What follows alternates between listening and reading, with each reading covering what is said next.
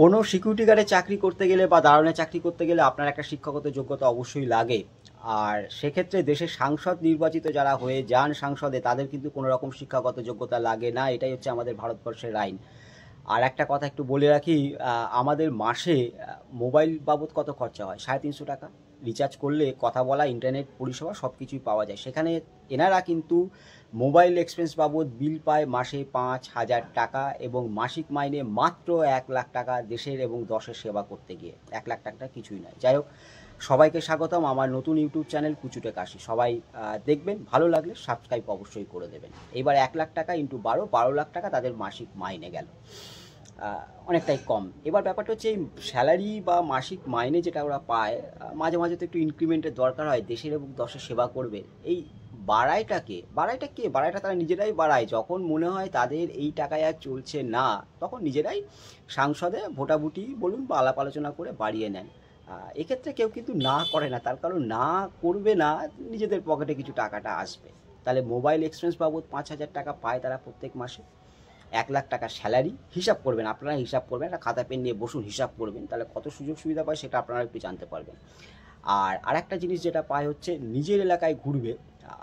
দেশের ভালো, দশের ভালো, নিজের এলাকার লোকজন কেমন আছে, সুখ স্বাচ্ছন্দ্য কেমন আছে, এইগুলো দেখার জন্য তারা 70,000 টাকা পায় গাড়িতে ঘোরার জন্য। এবং অফিস চার্জেস বাবদ একটা পার্সোনাল অ্যাসিস্ট্যান্ট রাখতে হয়, কেন এত বড় একটা পোস্ট হোল্ড করছে, সেই পোস্টের মর্যাদা রাখার জন্য কিন্তু একটা পার্সোনাল অ্যাসিস্ট্যান্ট অবশ্যই রাখার দরকার, বা বিভিন্ন কাজকর্ম করার জন্য। যাই হোক, এইগুলো তো দেখতেই হবে। আর 4,000 লিটার জল ফ্রি পায়, আর সঙ্গে 50,000 ইউনিট বিদ্যুৎ ফ্রি পায়। কেননা এই গরমের মধ্যে আপনার আমার ভালো দেখার যে দায়িত্বটা লোকটি কাঁধে নিয়েছে, সে তো বাড়ি থেকে একটু এসির তলায় বসবে রে বাবা। 50,000 ইউনিট বিদ্যুৎ ফ্রি পায় তো কী হয়েছে, 50,000 ইউনিট বিদ্যুৎ ফ্রি পায়, 4,000 লিটার জল পায়। আর খাওয়া দাওয়া তো করতে হবে, শুধুমাত্র তো কাজ করে গেলে হবে না, একটা খাওয়া দাওয়া না করলে শরীরটা ভালো থাকবে না। সেক্ষেত্রে তারা ক্যান্টিনে যে খাবার পায় তার উপর কিন্তু 60% সাবসিডি পায়। ক্যান্টিনের খাবারের দাম আমি আর কিছু বললাম না, আপনারা সবাই মোটামুটি এই সম্পর্কে অবহিত আছেন। তাহলে শিক্ষাগত যোগ্যতা লাগে না, 1 লাখ টাকার স্যালারি, 70,000 টাকা এলাকায় ঘোরার জন্য, 4,000 লিটার জল, 50,000 ইউনিট বিদ্যুৎ পায়। এ তো গেল। আর দেশের যে কোনো প্রান্তে গাড়ি নিয়ে ঘোরার জন্য, 4 চাকা আমি বলছি, বিলাসবহুল 4 চাকা ঘোরার জন্য 16 টাকা পার কিলোমিটার কিন্তু তারা একটা অ্যালাউন্স পেয়ে থাকে। আর ট্রেনে যদি ভ্রমণ করতে পায় আনলিমিটেড, আমি বলছি আনলিমিটেড এসি ফার্স্ট ক্লাস ট্রেনে তারা যখন খুশি ভ্রমণ করতে পারেন, দেশের বিভিন্ন প্রান্তে ভ্রমণ করতে পারেন। আর উড়োজাহাজ যেটাকে আমরা বলি, প্লেনের ক্ষেত্রে ফার্স্ট ক্লাস এসিতে তারা ভ্রমণ করতে পারবে মাত্র 34 বার। এখানে একটু লিমিটেড করে দিয়েছে, দেখুন একটা লোকচক্ষুর তো লজ্জা থাকে, সেই ক্ষেত্রে কিন্তু সেটা করে দেওয়া আছে। এইবার আসি, ধরুন সাংসদ নির্বাচিত হয়ে গেল, সাংসদ হয়ে গেল 5 বছর পর আর সাংসদ হলো না, এইবার তাহলে কি করে চলবে? তার জন্য 25,000 টাকা মাসে পেনশন দেওয়া হয় এই সাংসদদের। কেউ যদি একটা দিনের জন্য সাংসদ নির্বাচিত হন, একটা দিনের পর দ্বিতীয় দিনের মাথায় তার সাংসদ পদ যদি কোনো কারণে খারিজ হয় বা চলে যায়, তাহলেও 25,000 টাকা কিন্তু তারা পেনশনটা পাবে। এবং শুধুমাত্র পেনশনটা 25,000 টাকা পাবে তা নয়, যতবার সাংসদ নিতে পারবে বা হবে, ততবার কিন্তু 25 ইন্টু সেই গুণ হবে। ধরুন দুবার সাংসদ হলো, 5 5 10, তাহলে 25 25 50, 1 লাখ টাকা পর্যন্ত এই পেনশন তারা কিন্তু পাবেন। ভাবতে পারেন কোনো সরকারি চাকরিতে এরকম আছে? আমি বেসরকারি চাকরিতে ছেড়ে দিলাম, বেসরকারি চাকরিতে পেনশনই নেই, ন্যূনতম মজুরির পরিকাঠামোই নেই।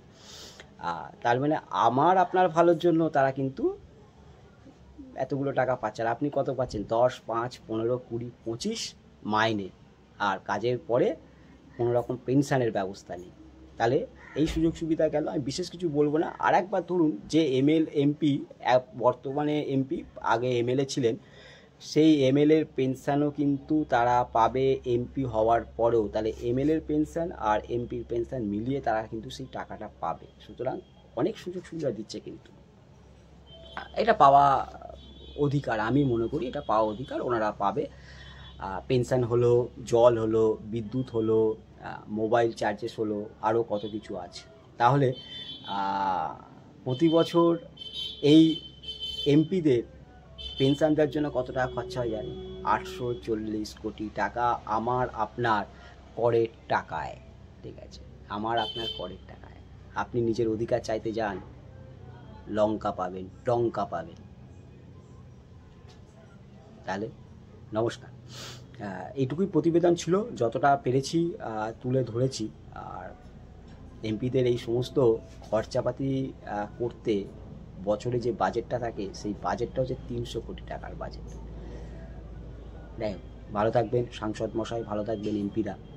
আপনাদের উন্নতি হোক, আমাদের উন্নতি হোক না হোক, আপনাদের উন্নতিটা দরকার হওয়া সমাজের পক্ষে, আপনাদের পক্ষে। আপনারা আমাদের থেকেও গরিব বলতে পারি এখন।